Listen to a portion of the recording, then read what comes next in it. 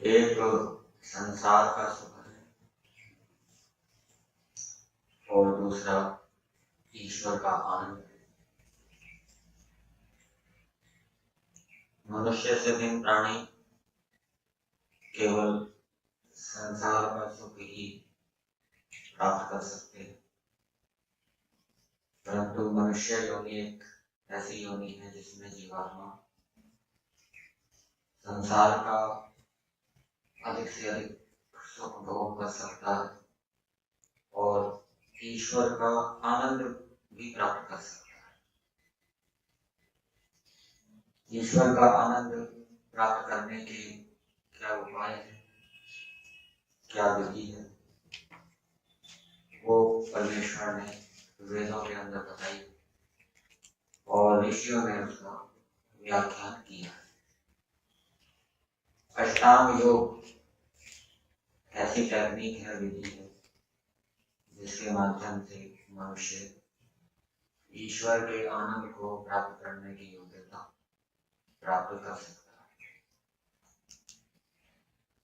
जो मनुष्य अष्टांग योग का अनुष्ठान करता है, योगाभ्यास करता है, वह योगी है, वह आध्यात्मिक व्यक्ति है, वह सच्चा धार्मिक व्यक्ति है, वह इस पृथ्वी के ऊपर एक दिव्य आत्मा है, महान आत्मा है।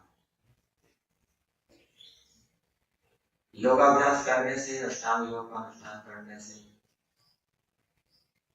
जैसे जैसे मनुष्य योग के अनुभव का अनुष्ठान करता जाता है, उसकी बुद्धि का विकास होता जाता है, बुद्धि बढ़ती जाती है और वो अनेक प्रकार की शिक्षाओं को ग्रहण करता है, संसार से सीखता जाता है।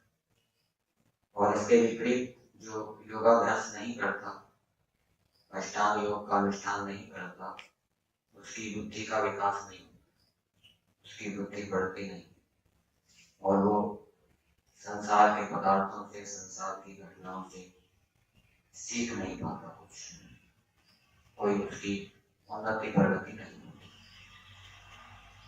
अष्टांग योग में 8 अंग हैं: यम, नियम, आसन, प्राणायाम, प्रत्याहार, धारणा, ध्यान और समाधि। इनमें से जो यम और नियम है वो व्यवहार की शुद्धि के लिए बताए गए। यम नियमों का पालन करने से व्यवहार की शुद्धि होती है। यमों का संबंध समाज से अधिक बताया जाता है और नियमों का संबंध व्यक्तिगत जीवन से अधिक किया गया। यम भी 5 हैं: अहिंसा, सत्य, अस्तेय, ब्रह्मचर्य और अभय। अहिंसा का अर्थ है किसी की हिंसा ना करना, किसी को मारने की इच्छा ना करना, किसी के विषय में बुरा ना सोचना, किसी को अन्यायपूर्वक कष्ट देने की इच्छा ना करना, या दूसरे शब्दों में कहें किसी से द्वेष ना करना।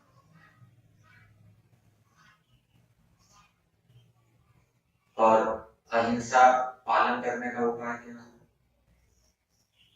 मैत्री भाव। यदि सभी प्राणियों के प्रति मित्रता का भाव होगा तो व्यक्ति अहिंसा का पालन करने में समर्थ होगा। मित्रता का भाव सभी प्राणियों के प्रति कैसे उत्पन्न हो, उसका क्या उपाय है? उसका उपाय है कि ईश्वर की सगुण स्तुति करें, सगुण प्रार्थना करें। ईश्वर सबका मित्र है, सबका सुख चाहता है, सबकी उन्नति चाहता है, सबका कल्याण चाहता है, किसी की अवनति नहीं चाहता। इस रूप में विचार करने से श्रोता के अंदर उस गुण को धारण करने की प्रेरणा प्राप्त होती है। और योगाभ्यासी व्यक्ति प्रार्थनाएं करता है। कुछ प्रार्थनाएं व्यक्तिगत होती है, अपने लिए होती है, कुछ प्रार्थनाएं सबके लिए। ओम विश्वामी देव सविता दुरिहानी परासुर निर्भद्रम तन्नैवासु, ये प्रार्थना सबके लिए। यम वेदाम देवगण पितृशोपासते त्रया मामन्ते निर्दय, ये प्रार्थना अपने। जब सबके लिए प्रार्थना की जाती है तो सबके कल्याण की भावना दृढ़ होती है, सबके प्रति मित्रता का भाव उत्पन्न होता है, मैत्री भाव के संस्कार पड़ते हैं, तो उससे फिर अहिंसा के पालन करने में सुविधा होती है।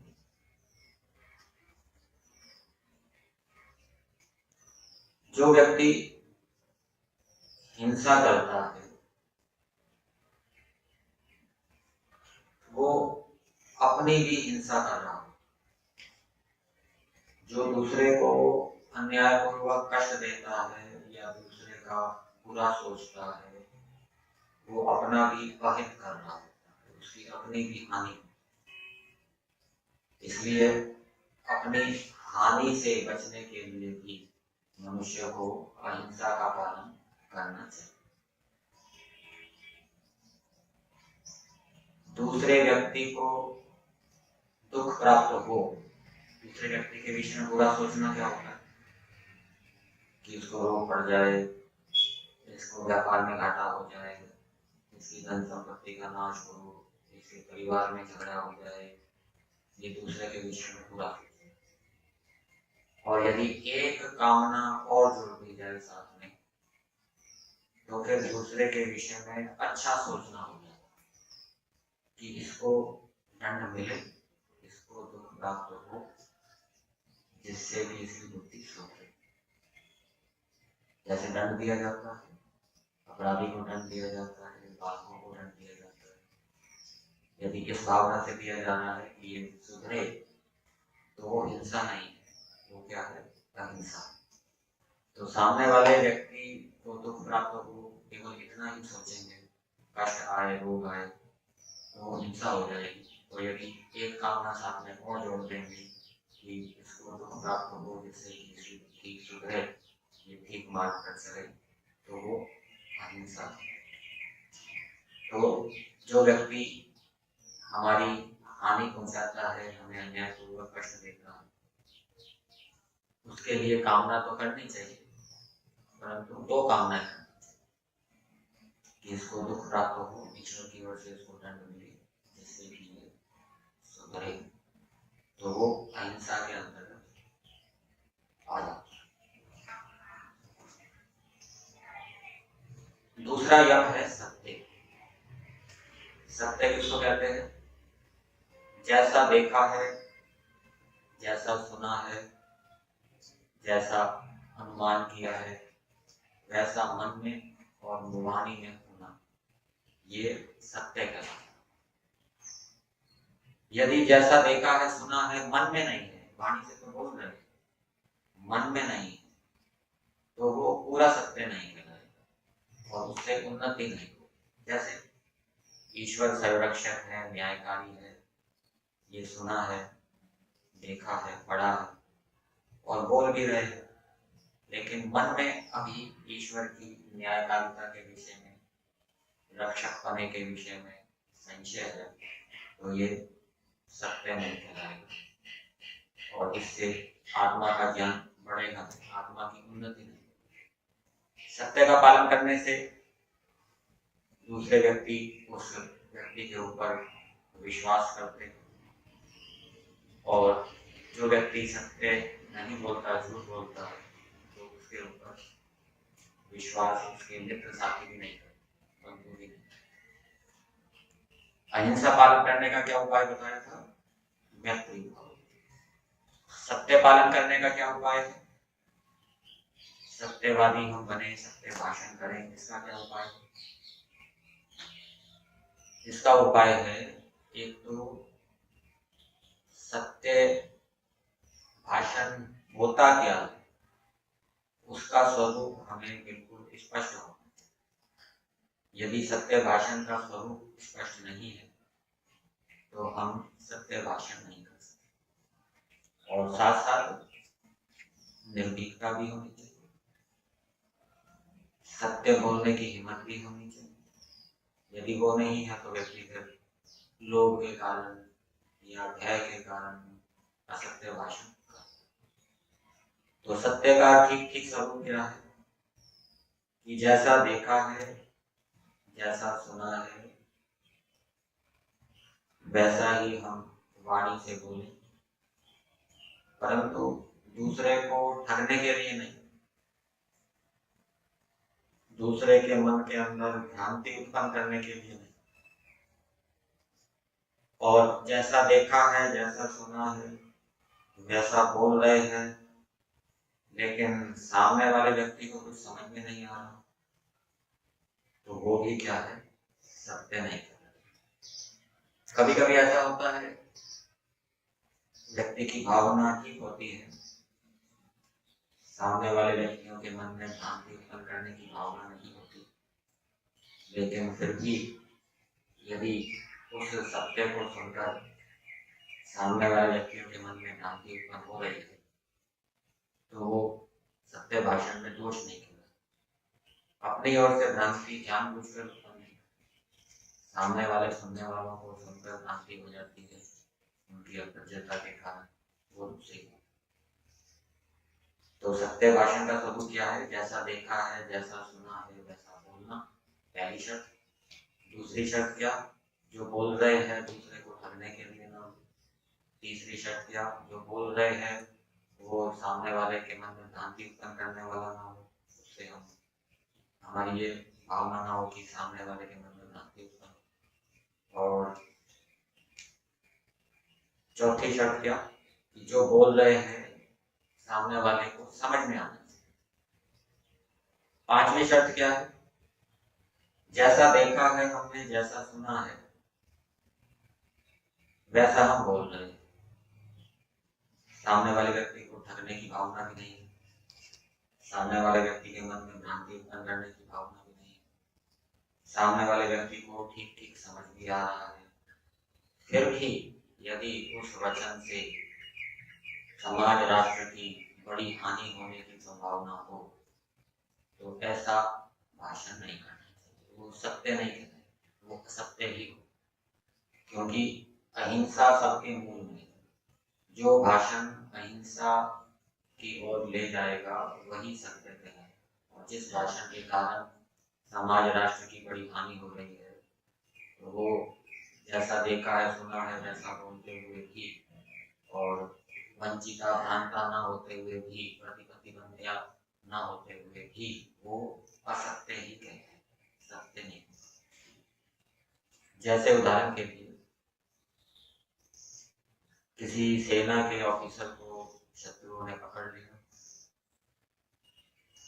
और वो उससे सेना के जो प्रमुख अड्डे हैं, प्रमुख केंद्र हैं, उनका नक्शा प्राप्त करना चाहते हैं, उनकी जानकारी प्राप्त करना चाहते हैं। और वो अधिकारी व्यक्ति, ऑफिसर व्यक्ति जैसा उसने जानता है, जैसा उसका ज्ञान है, वैसा उसने बोल दिया। सामने वाले को ठगा भी नहीं, शत्रु को उसके मन में भ्रांति भी उत्पन्न नहीं, और जैसा उसने कहा सामने वाले शत्रु को ठीक ठीक समझ भी आ गई। ये सब होते हुए भी यदि वो बताएगा तो उससे देश की बहुत बड़ी हानि होगी। तो ऐसा भाषण नहीं करना चाहिए, वो अहिंसा के अंतर्गत ही है, वो असत्य भाषण।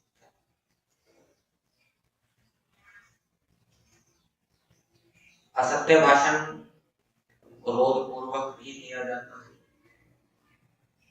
असत्य भाषण लोभ पूर्वक भी किया जाता है, और असत्य भाषण मोह पूर्वक भी किया जाता है। अज्ञानता से भी असत्य भाषण किया जाता है।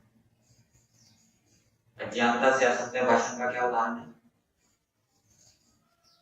कल उदाहरण बताया, कोई अतिथि आया, उसने गलती से अपना नाम कुछ और बता दिया, बालक ने सुना और उसने अपने पिता को कह दिया कि अमुक अतिथि आए। तो बालक को तो पता नहीं, वो तो यही समझ रहा है कि ये नाम होगा, तो उसने अज्ञानता के कारण क्या है, असत्य भाषण, जैसा सुना वैसा बोल, लेकिन वो असत्य है, तो ये मोह के कारण असत्य का आश्रय है।